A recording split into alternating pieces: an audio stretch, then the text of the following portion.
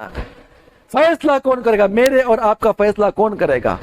भाइयों में इख्तलाफ होता है, कभी इनमें इख्तलाफ होता है, कभी उनमें इख्तलाफ होता है, जायदाद का मामला आता है, बहनें कभी इख्तलाफ करती है, भाई हमें जायदाद नहीं देता है, इसका फैसला कौन करेगा और कौन करना चाहिए? हमारे मेरे और आपके फैसले कचहरियों में होते गए, हालांकि ये फैसले इमाम मस्जिद हमारे मरकज में होना चाहिए।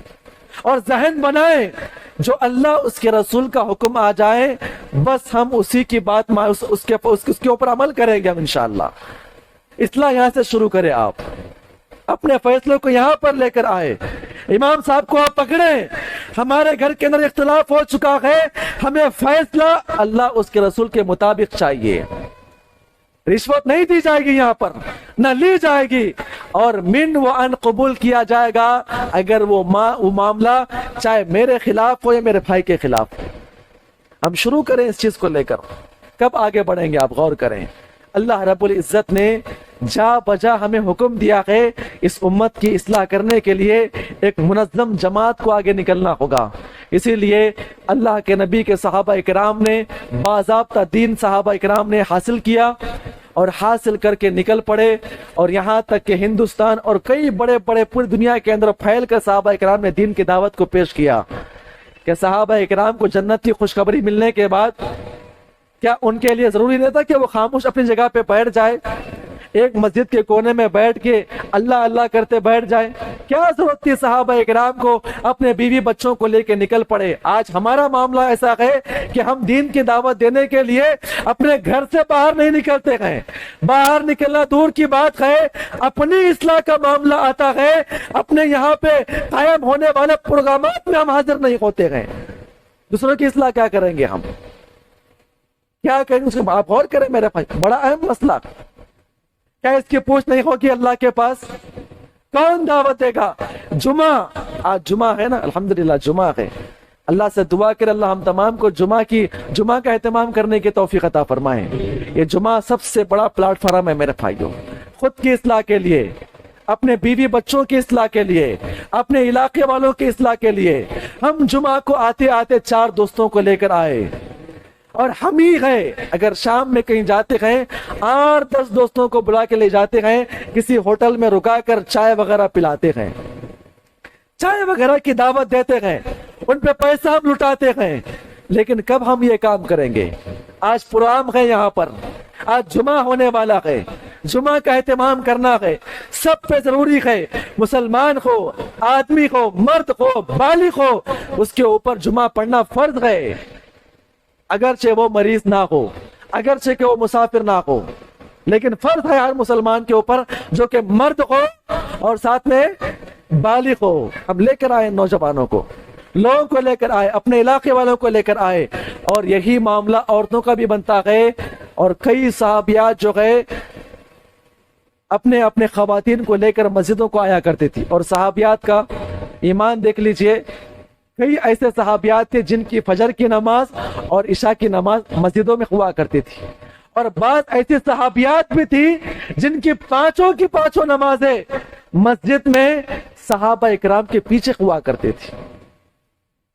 हम कब आगे बढ़ेंगे? आप गौर करें मेरे भाई, ये गौर करने का मुकाम है। आज तक हम गफलत में थे, यह दीन का काम कौन आगे बढ़ाएगा? किसकी जिम्मेदारी है?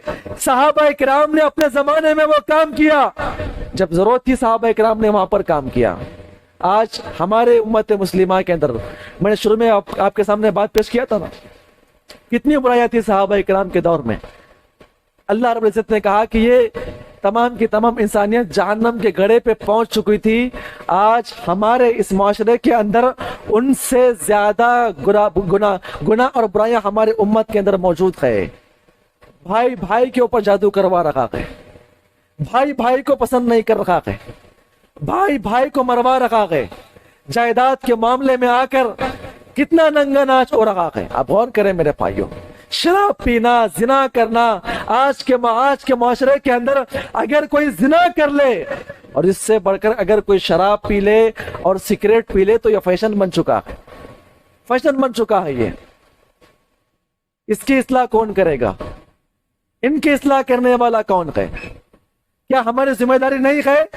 ہم توحید کو جاننے والے، توحید کو ہم ماننے والے، آج ہمارے پاس منظم انداز میں توحید کی بات موجود ہے، کیا ہم کبھی پیش کر رہے ہیں؟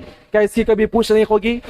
اللہ رب العزت نے ایک اور مقام پہ بیان فرمایا، اگر آپ کسی سے دوستی بھی کر رہے ہیں، کس بنیاد پہ ہونی چاہیے؟ والمؤمنون والمؤمنات، مومن مرد اور مومن عورتیں آپس میں ایک دوسرے کے دوست رہے، ان کا کام کیا ہے؟ یأمرون بالمعروف، نیکی کی دعوت دے دوستوں کو، اور برائی سے روکے، نماز پڑھنے کی دعوت دے، اور زکوٰۃ کا ان کو حکم دے، اور اللہ کی اطاعت کی طرف ان کو بلا کر لائے۔ اگر میری اور آپ کی دوستی کے اندر یہ 4-5 چیزیں ہیں تو دوستی کا حق ادا ہے، ورنہ پھر وہ دوستی انسان کو جہنم میں لے کر جائے گی۔ اگر معمولی ہم دوستی بھی کر رہے ہیں تو کام کیا ہونا چاہیے؟ دین کی دعوت دینا، برائی سے روکنا، نماز کی طرف بلانا، زکوٰۃ کا حکم دینا، اللہ اور اس کے رسول کی طرف بلانا، ان کی اطاعت کی طرف دعوت دینا، میری اور آپ کی دوستی کا مقصد ہے، چاہے وہ خواتین ہو کہ مرد ہو۔ اگر میری اور آپ کی دوستی میں یہ چیزیں نہیں ہے تو یہی دوستی انسان کو جہنم میں لے جائے گی۔ بڑا طویل معاملہ پھر کبھی پیش کروں گا دوستی کے بارے میں انشاءاللہ، لیکن ضروری ہے کہ ہم اپنے دوستوں کو دین کی دعوت دیں، اصلاح کی اصلاح کریں، لیکن اصلاح کہاں سے؟ پہلے یہاں سے ہونی چاہیے، اپنے گھر والوں سے ہونی چاہیے۔ اللہ رب العزت جو سب سے بڑا دائی ہے، اپنے نبی دائی کو گائیڈ کر رکھا ہے، امت کی اصلاح چاہتے ہیں تو ان کو یہ کام کرنا ہوگا۔ اللہ رب العزت نے ایک اور مقام پہ بیان فرمایا، تو دوستوں کا معاملہ تھا، اور اللہ اگر کسی کو کسی کا ذمہ دار بنا دے، کیا بنا دے؟ کسی کا ذمہ دار بنا دے، علاقے کا ذمہ دار بنا دے، گاؤں کا ذمہ دار بنا دے، جماعت و جمعیت کا ذمہ دار بنا دے، اس کی ذمہ داری کیا ہونی چاہیے؟ اللہ نے کہا الذین ان مکناہم فی الارض واقاموا الصلاۃ، سب سے بڑی ذمہ داری جو پوچھی جائے گی اسے اللہ کے پاس، وہ اپنے ماتحتوں کو جس کے درمیان وہ رہتا ہے، جو ذمہ دار ہے، وہ لوگوں کو کیا کرے؟ نماز کی دعوت دیں، چاہے وہ گھر کا ذمہ دار ہو، چاہے وہ خاندان کا ذمہ دار ہو، چاہے وہ بستی والوں کا ذمہ دار ہو، اگر وہ ذمہ دار ہے اس کا سب سے بڑا کام یہ ہے کہ وہ اپنے ذمہ داروں کو کیا کرے؟